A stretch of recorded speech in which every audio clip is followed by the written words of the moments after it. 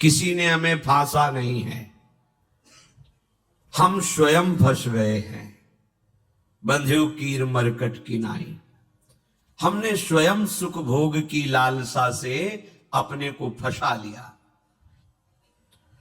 अब वास्तविक सुख क्या है, चरम सुख क्या है, हमारी आंतरिक मांग क्या है, ये हम नहीं जान पा रहे। बस सामने दृश्य को देखा और टूट पड़े, सुख भोग लेंगे, हम सुखी हो जाएंगे। ये भ्रम है। तुम किसी प्रकृति जनित रचना से कभी सुखी नहीं हो सकते, क्योंकि तुम परमात्मा अंश हो। तुम अपने अंशी की खोज कर रहे हो। भ्रम से तुम नाना प्रकार के दृश्य पदार्थों में, परिवर्तनशील नाशवान पदार्थों में अपनी मांग पूरी करना चाहते हो। नहीं हो सकती। क्यों? क्योंकि तुम चिदानंद अंश हो।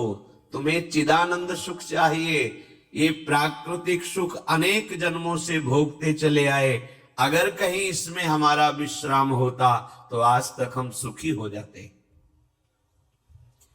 भगवत कृपा से संत समागम प्राप्त होता है, पर कैसी मलिनता बुद्धि की है कि संत समागम में जाकर के हम यही जानना चाहते हैं कि वो उपाय बताओ जिससे हमें मांगे हुए भोग प्राप्त हो। भोग भोगने वाला शरीर जो निश्चित नष्ट हो जाएगा, वो नष्ट ना होने पावे। संसार में माना हुआ सुख हमें भरपूर प्राप्त हो। भ्रम मत रखना। अगर संतों की इसमें आस्था होती तो संत काहे को ही बनते। जिनमें उनकी आस्था नहीं है वो तुम्हें कैसे दे सकते हैं। एक अंधा कुएं में गिरने जा रहा हो तो कोई नेत्र वाला उसको कैसे ढकेल सकता है, कैसे जाने दे सकता है। ऐसे ही हम ज्ञान नेत्रों से अंधे हैं। इसलिए हम इस भवकूप में नाना प्रकार के सुख की लालसा से कूदने जा रहे हैं या कूद चुके हैं। संतों का समागम बचाने के लिए होता है, फंसाने के लिए नहीं होता। लोग पूछते हैं कि संतों का क्या चमत्कार है, दिखाओ अपना चमत्कार। संतों का वास्तविक जो भगवत प्रेमी महात्मा है, उनका स्वाभाविक चमत्कार प्रकट होता है। उनके दर्शन से, उनके संभाषण से, उनके सानिध्य से विकारों का नाश और भगवत चरणारविंद की प्रीति, विषयी मन का निर्मल हो जाना, भोगों की तरफ आकर्षित चित्त वृत्ति का भगवदाकार हो जाना, ये संतों का चमत्कार है। तुम्हारा कोई रोग ठीक हो जाए, कोई भोग मिल जाए, कोई परिस्थिति सुधर जाए, इसे संतों का चमत्कार मत समझना। ये प्रारब्ध भोग सुख और दुख, पुण्य और पाप से प्रकट होते हैं। इसमें किसी का प्रभाव काम नहीं करेगा। अगर ऐसा होता तो संतों के शरीर में कभी कष्ट ही ना होता। भ्रम में मत फंसो। भ्रम में मत फंसो कि कोई संत तुम्हारे शरीर को अजर अमर बना देगा, तुम्हें भोगों की बाहुल्यता मिल जाएगी। व्यर्थ में भाग दौड़ बंद करो। हां, वास्तविक तुम यदि महासुख को चाहते हो और मृत्यु के भय से बचना चाहते हो तो एकमात्र रास्ता है, प्रभु श्री हरि के चरणों का आश्रय ले लो। हरि स्मृति सर्व विपद विमोक्षणम। भगवान का भजन, भगवान की स्मृति निश्चित तुम्हें समस्त दुखों से बचा लेगी।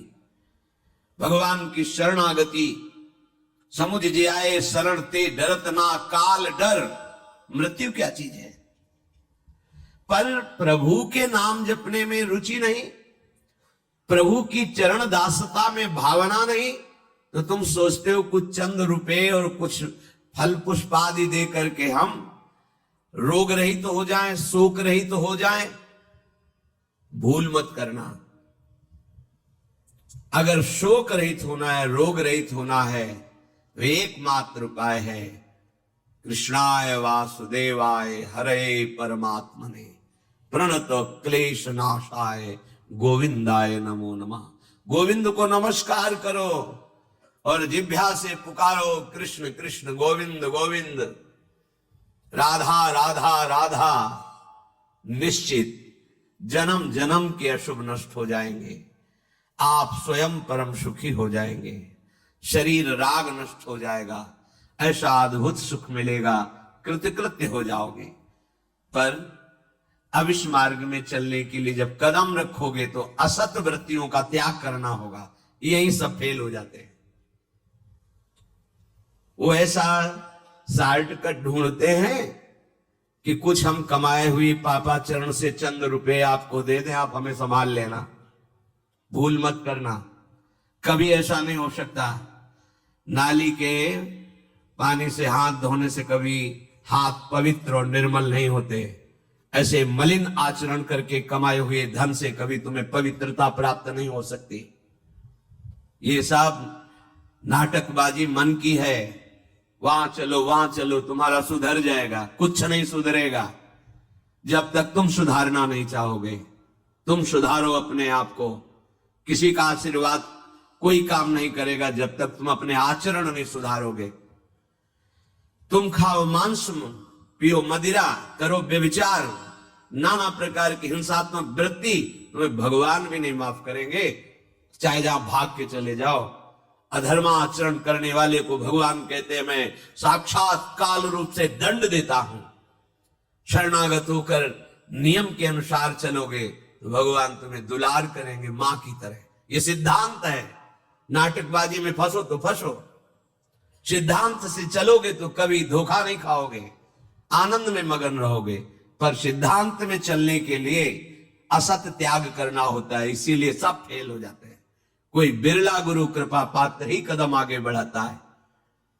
ये भीड़ भागम दौड़ केवल वासनाओं की पूर्ति के लिए तो भ्रम में मत रहना। किसी का आशीर्वाद, किसी की कृपा तुम्हें वासनाओं से नहीं बचा सकती। एकमात्र उपासना ही वासना से बचा सकती है। और उपासना तुम करने के लिए जब तैयार होगे तो ये गंदी बातें, गंदे आचरण ये आपको त्यागना होगा। बस यही तुम्हारी गाड़ी फेल हो जाती है। ये हम नहीं त्याग सकते तो फिर तुम्हें कोई बचा भी नहीं सकता। लिख लो, अपने दिमाग में लिख लो, अगर बचना है तो एकमात्र मां में ये प्रपद्यन्ते माया में तांतरंते। जितना भी समझाओ ये पागलपन छोड़ते ही नहीं। बस कोई जंतु ऐसा हो, कोई भस्म ऐसी हो, बस हम नाटक में रीझना चाहते हैं। अरे प्यारे, यदि वो तुम्हें सुखी कर सकता है तो वो खुद क्यों सुखी नहीं हो जाता? तुम नहीं सोच पा रहे हो? पागल हो तुम? यदि वो तुम्हें रोग रहित कर सकता है तो खुद क्यों नहीं रोग रहित हो जाता? यदि वो तुम्हारे को चमत्कार दिखा सकता है तो अपने को चमत्कार दिखाकर प्रभु का साक्षात्कार क्यों नहीं कर लेता? पागल बन रहे हो। सिद्धांत को समझो। तब लगी कुशल न जीव कहूं, सपने हो मन विश्राम, जब लग भजतन राम कहूं, शोक धाम तज काम। जब तक शोकों का खजाना एक कामनाएं, इन कामनाओं को प्रभु के चरणों में समर्पित करके भजन नहीं करोगे, स्वप्न में भी सुख नहीं मिलेगा। जागृत की बात जाने दो। जो चाहत है नित्य सुख, अरु मन को विश्राम, यही सब चाहते हैं।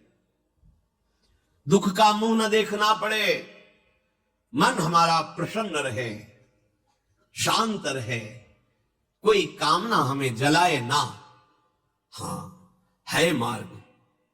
हित ध्रुव हित सो भजत रहो, पल पल श्यामा श्याम श्यामा श्याम श्यामा श्याम। अब ये करना नहीं, तुम्हें भजन करना नहीं, पवित्रता से रहना नहीं, आचरण सुधारने नहीं, मनमानी आचरण करना है तो भगवान तुम्हारे हृदय में भी बैठे कुछ नहीं कर पा रहे।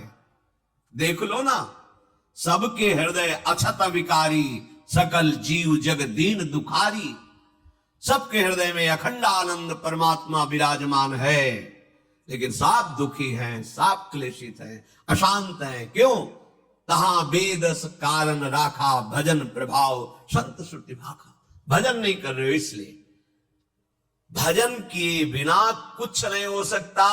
मान लो हमारी बात, कहीं भागने की जरूरत नहीं। राधा राधा राधा सब ठीक कर देंगी लाडली जो, बड़ी करुणामयी है। यदि आप भजन नहीं करोगे तो वारी मथे घृत होए बर सिकता ते बर तेल, बिनु हरि भजन न भवतरी या सिद्धांत अपेल। इसे कोई काट नहीं सकता, अपेल सिद्धांत है। विलिश्चितम बदामि तेन अन्यथा वचांस में, हरिम भजन्ति ये नरा भवसागर तरन्ति ते। पानी को मथ करके बड़ा चमत्कार कर ले, घी निकाल ले, हो सकता है। बालू को पेर करके तेल निकाल सकते, हो सकता है।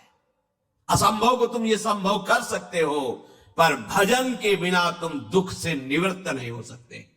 गोस्वामी जी का ये अटल विश्वास, महापुरुषों का अटल विश्वास, शास्त्र का अटल आदेश, बिना भजन किए तुम्हारे अशुभ कर्म नष्ट नहीं होंगे, और अशुभ कर्म नष्ट हुए बिना तुम सुखी नहीं हो सकते।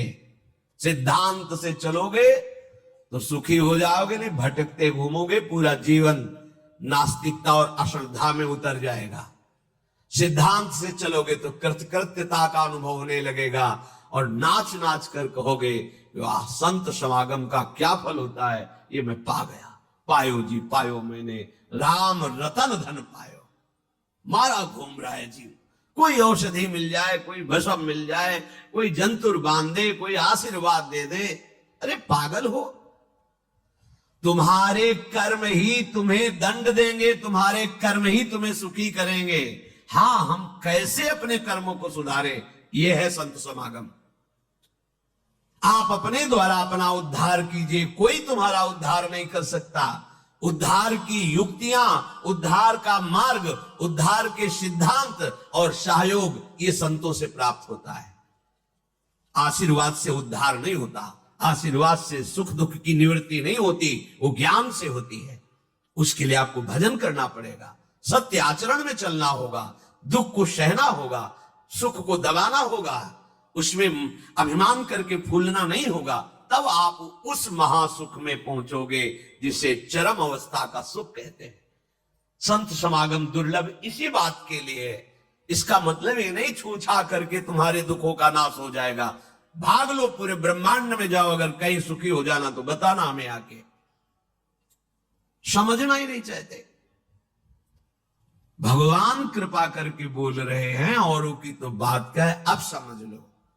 श्री भगवान कह रहे हैं, इदं तुते गृहतमं प्रवक्ष्याम्यनसूयवे, ज्ञानम विज्ञान सहितम यज्ञात्वा मोक्षसे अशुभात्। हे अर्जुन, ये मैं तुम्हें बहुत गुह्य बात कह रहा हूं।